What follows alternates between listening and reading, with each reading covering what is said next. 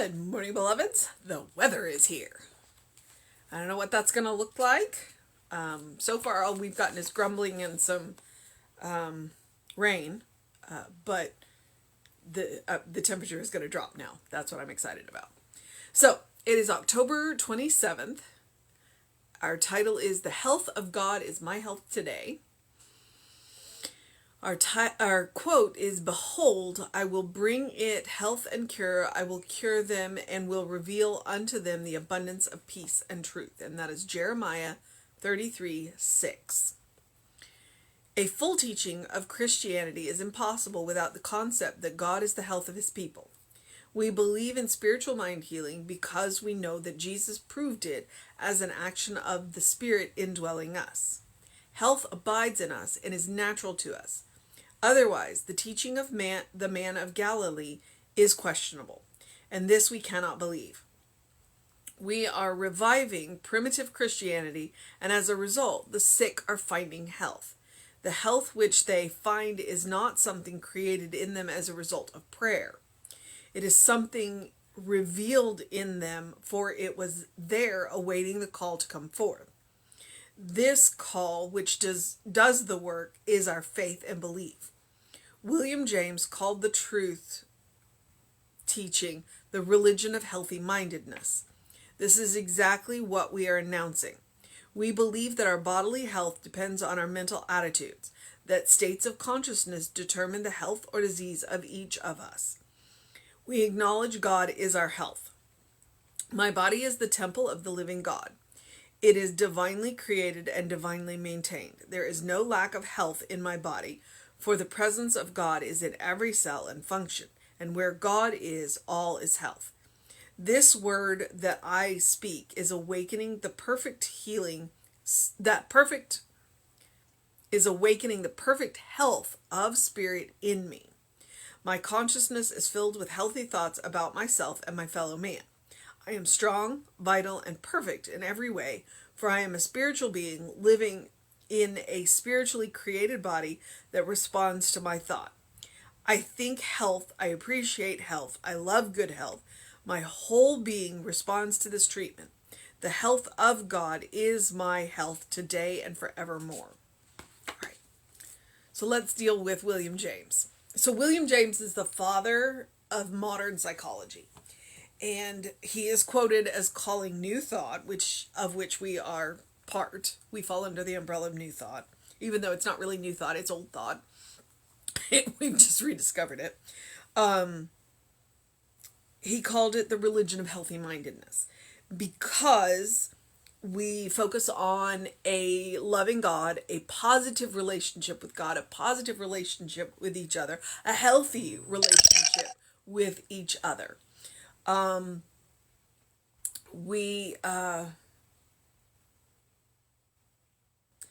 And when you go and look at science and the immune system, there's an inverse relationship between stress and your immune system. So as your stress goes up, you already see the difference between your immune system, but it actually does suppress your immune system. Another interesting fact when you look at, again, science, is the impact that sugar has on our immune system. And the reason why I bring up sugar in our immune system is because frequently when we are stressed, we tend to crave carbs. And the more simple carbs we eat, the quicker that is turned into sugar, which then impacts our immune system. So the healthier our mind is, the more, I want to say resistant, but I'm not sure that's the word I really want. The more resilient in the face of stress that we are, we will make better food choices. We might sleep better. Well, we probably will sleep better because stress impacts our sleep and sleep impacts our immune system. And then we'll choose to engage our body, which is my fancy way of saying exercise. But it doesn't have to be exercise, going for a walk. So the religion of healthy mindedness is all of that because we start here. We start up in the mind. We start with having a healthy response to things. I forgot to turn my phone off, but I was bad weather. So that's where it all starts. Now, we also don't want to do the spiritual bypassing thing of blaming ourselves for, conditions, i.e., well, like I have been diagnosed with clinical anxiety, clinical depression. Oh my goodness. Okay. I don't know if I can do this. I can't. Okay, I was going to try and turn my sound off for my phone and I can't. So sorry about that. The healthier, so it really does start all in the mind. I was spiritual bypass. Okay, so when people get cancer, it's not because they didn't believe, and it's not because they didn't have faith. There are a whole lot of things that go into that, including genetics, including environment, including all of that. But again, there is research showing that our mental attitude does impact the way we respond to treatment, up to and including being willing to seek treatment. So do not spiritual bypass and say, oh, well, I've got this terrible condition because I didn't believe. That's not the case. But your attitude will support your treatment and what the choices that you make. And interestingly enough, people who are happy respond very well to treatment, in cancer treatment, and people who are angry also tend to respond very well in to treatment, because they when I say anger, what I'm talking about is that passion to live. It's like they're ticked off that they got that they're dealing with this and they're gonna get through it. So that's what we're talking about. The health, the religion of healthy mindedness. It literally starts up here. And what happens up here affects everything else. So when we talk about spiritual mind healing, we're talking about revealing the truth, revealing the spirit within, revealing the perfection, the wholeness that was already there. And it starts up here. And it starts up here. Which means anything is possible.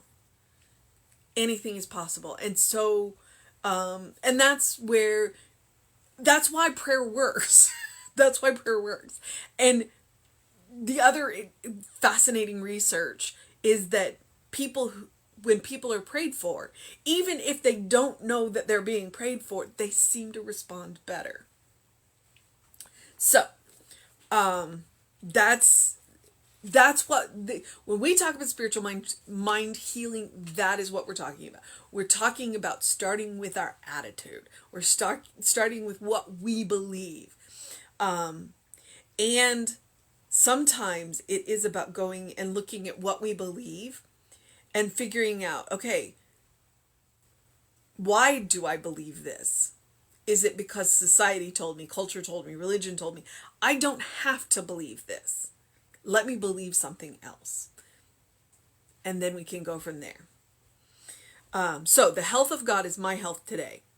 Behold, I will bring it health and cure. I will cure them and will reveal unto them the abundance of peace and truth. So that's Jeremiah. A full teaching of Christianity is impossible without the concept of God, that God is the health of God's people. And that's why I said it's about a healthy relationship with God. If you believe that God is a vengeful God, then God is going to be stressful for you. We believe in spiritual mind healing because we know that Jesus proved it as the action of spirit indwelling us. How many times when you go back and read Jesus' healings, did he say, let it be as you believe, pick up your mat and walk? Jesus isn't healing them. Jesus is reminding them that they're whole already. It's like, It's not, I'm not the one that does the work. It's the Father through me that does the work. So it is Spirit through us that does the work. We're not the ones doing the work. Even when we're doing our own healing, but especially not when we're doing other people's healings. Or supporting other people's healings is what I would like to say. Health abides in us and is natural to us. That is true. Otherwise, the teaching of the man of Galilee is questionable, and this we cannot believe. If you haven't figured it out, Ernest loves Jesus. That's why he calls him the master teacher. This we cannot believe. We are reviving primitive Christianity, meaning we're going back before we added all the gold. We're going back to the stripped down man that walked in sandals and walked everywhere before all of the gold and jewels and ritual and nonsense was added into Christianity. So when I say primitive Christianity, a lot of the times what we call primitive was actually very complex. It just wasn't dressed up. So we didn't recognize it as amazing and complex as it was. Go look at any Native American culture. And as a result, the sick are finding health. This health, which they find, is not something created in them as a result of prayer. It is something revealed in them, for it was there awaiting the call to come forth. Everything we need, we already have within us. It does come down to our willingness to accept it. It does come down to our willingness to accept it. Are you willing to accept this? And frequently we accept things that we don't have to, because somebody told us we should.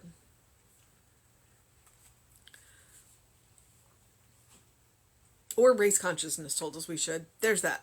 We can have that argument later. Or we can have that discussion later. It's not an argument when we are working it through. This which does the work is our faith and belief. William James called the truth teaching, New Thought, the religion of healthy mindedness. This is exactly what we are announcing. We believe that our bodily health depends on our mental attitudes. That state of consciousness that determines health or dis-ease of each of us. We acknowledge that God is our health. We acknowledge that there is a loving God, a patterning intelligence, a God or spirit that wants us to be happy. If we acknowledge that, our stress level goes down, our health gets better. If we believe in a vengeful God, healthy mindedness, positive relationship, loving God. So, mantra, power statement, take these words as your own. Feel free to change any of them as you will. My body is the temple of the living God. It is divinely created and divinely maintained. There is no lack of health in my body, for the presence of God is in every cell and function. So whatever is going on, that right there would be the mantra if you are working on any health condition. Mind, body, doesn't matter, or you know somebody who is. The presence of God is in every cell and function. And where God is, all is health. This word that I speak is awakening the perfect health of spirit within me, the whole health of spirit within me. My consciousness is filled with healthy thoughts about myself and my fellow human. Again, positive relationships. It doesn't mean we won't have moments. What it means is that as the trend, it's a healthy relationship. I am strong, vital, and perfect in every way, for I am a spiritual being living in a spiritually created body that responds to my thought. Because your body does respond to your thought. Ask any of us that blush. I mean, that is the clearest example of our bodies responding to our thoughts. I blush beautifully. I think health. I appreciate health. I love good health. My whole being responds to this treatment. The health of God is my health today and forevermore. All right, so what is the mission today? Well, I mean, there is that line. The mission today is to believe that our bodily health, and I hesitate to use the word depends. We believe our bodily health, I'm going to use relies.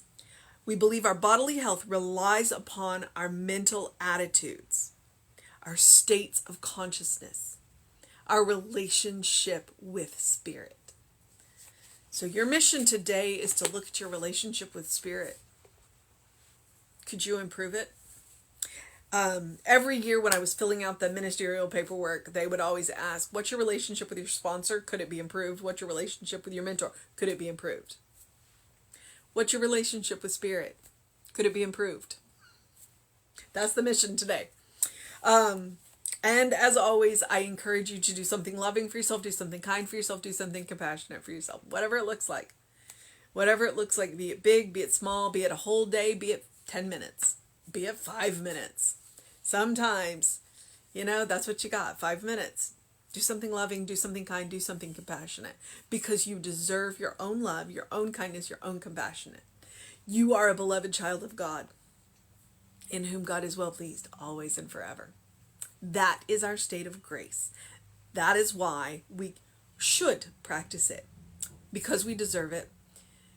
And because I want it to become a default habit. I want it to become your first response.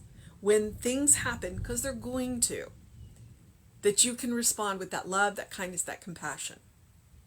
And as you create that bank for yourself, it means you have enough to share when you meet somebody who needs a little extra that day. So, yes, practice, practice, practice. Practice makes permanent. I also encourage you to engage your mind and your body. I did a whole lot of arm work today, so we'll see if I can get my arms above my shoulders today. When I got down to do the plank at the end of the workout, my shoulders went, oh no, we're not doing this. You've done enough. Tom made it 43 seconds. I made it 12. But I did keep getting up, so I'm not unhappy. So engage your mind and your body. I would tell you to get plenty of sun, but it's storming here, so yeah. And drink plenty of water. Always drink plenty of water. Whatever else you do, open the windows of your soul. Allow the breath of heaven to remind you you do live in heaven right here, right now, because you carry heaven within you. Always. But it never hurts to look for the good around you. Look for the good and praise it, as Emma says. Because the more you look, the more you see, the more you see, the more there is. It's the way it works. It's the way it works. All right, beloveds, I'm going to move into the process of my day. It is Wednesday. There is a book study today. The Living of the Science of Mind. Practitioner Shirley and Monty are still doing that. And it's a drop in, drop out. So email info@creativelife.org to get that link, to get on the mailing list, to find out what else is going on. Because I know there's a board meeting tonight too, but and then that's what I know is going on. So Reverend David should be on Facebook Live around 5 p.m. with you. Will be back around 9 a.m. with you. Do what you need to do to make it a great day, an amazing day, an enchanting day, a wonderful day, a good day. And if that is too much pressure, simply have a day. Simply have a day. You're a beloved child of God. Please remember that. Know that you're loved. And I will see you next time. Feel free to catch us on all the social medias. I'm the Running Rev Ryan on all of them that I'm on, and we are the Creative Life in Spiritual Center or Creative Life Spark, depending on which one. So check us out. That way we're available when we're not live. All right. See you next time.